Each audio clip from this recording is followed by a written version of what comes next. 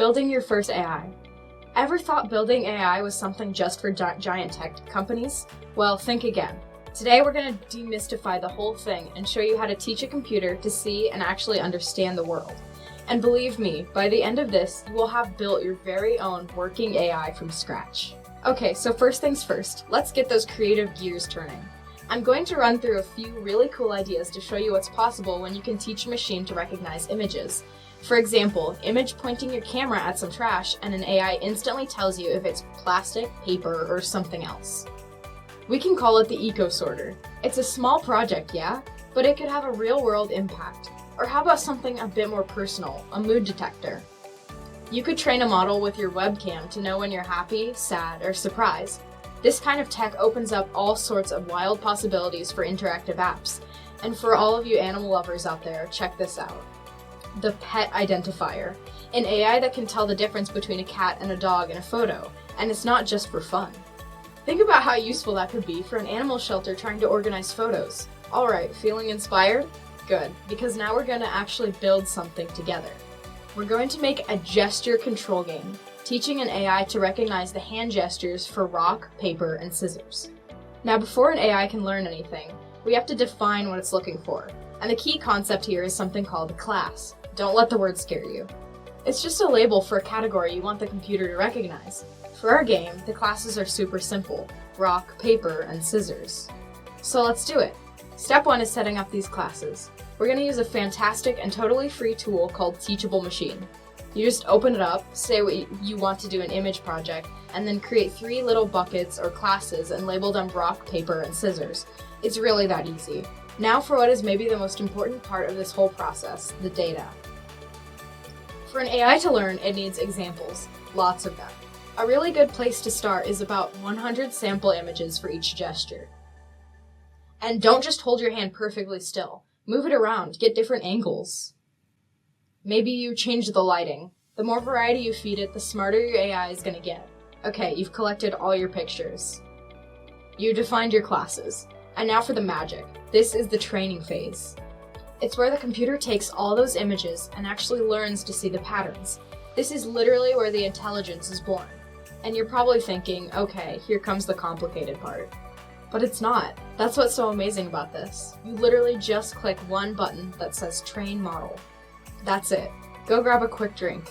And in about a minute, the computer is going to be done learning. And here's an awesome pro tip for you. What happens when you're not making any gesture? The AI might get confused and just guess. So to make it smarter, add a 4th class called Nothing. Just take a bunch of pictures of your background with nothing in it. This teaches the AI not just what to see, but also when there's nothing important to see. So you've got a trained model. That is a huge deal.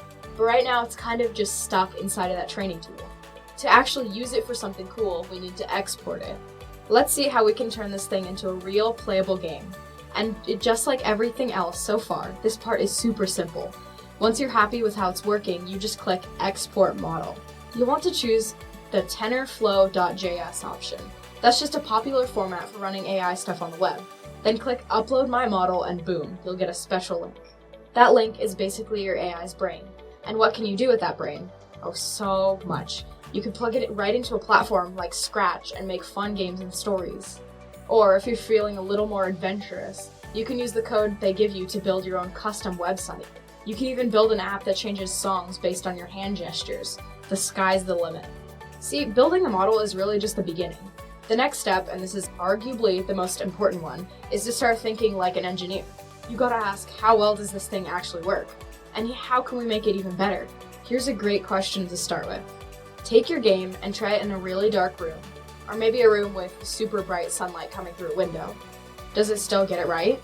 A lot of the time, you'll find that stuff like lighting can really throw an AI off, and that tells you a lot about the data you give it. So if you do find a weakness, what's the fix? Well, you just improve the data. If your model struggles in low light, you go back and feed it more pictures taken in low light. If it keeps confusing your rock gesture for a normal fist, you give it more examples of both to help it learn the difference. It's a constant cycle of refining and improving. This is where it gets really, really exciting. Let's zoom out for a second. What we build is a simple game, but the technology behind it is incredibly powerful. What kind of real-world problems could this solve?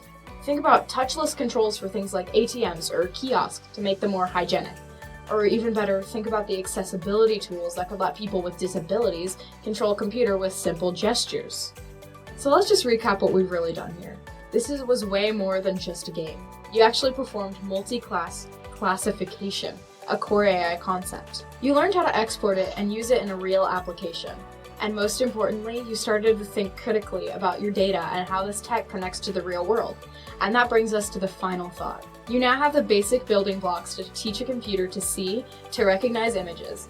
You've basically given it a brand new sense. So then the question left is, what are you going to teach it first?